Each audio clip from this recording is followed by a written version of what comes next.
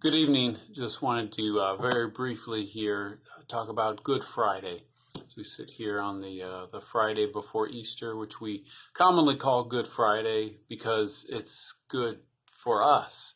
It wasn't very good for Jesus that night or that day, but the goodness of it was His sacrifice, Him giving His life that gave us life. I want to read some of the words from that story. This is from Luke 23, picking up in verse 32. It says, 2 other men, both criminals, were also led out with him to be executed.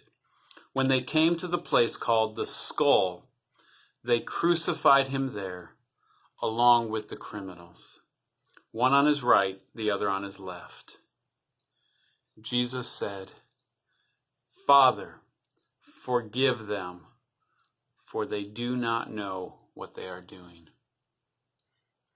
Jesus is there hanging on the cross, this cruel, inhumane way to die. The Romans were unfortunately very good at killing people, and the crucifixion was a very humiliating way to be executed. And here Jesus, this sinless, perfect, holy Son of God, being executed, crucified for our sins. And the first thought in his mind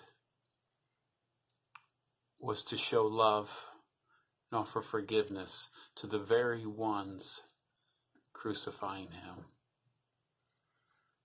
That, my friends, is the love of God. And that is what makes Jesus, Jesus.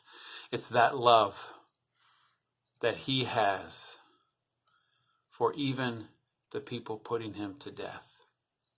So that's what I want us to think about. That's what I want us to contemplate on, to even meditate on this Good Friday night and throughout this Easter weekend, of what Jesus sacrificed, what the love that he showed, what that means for us and what it means for the world.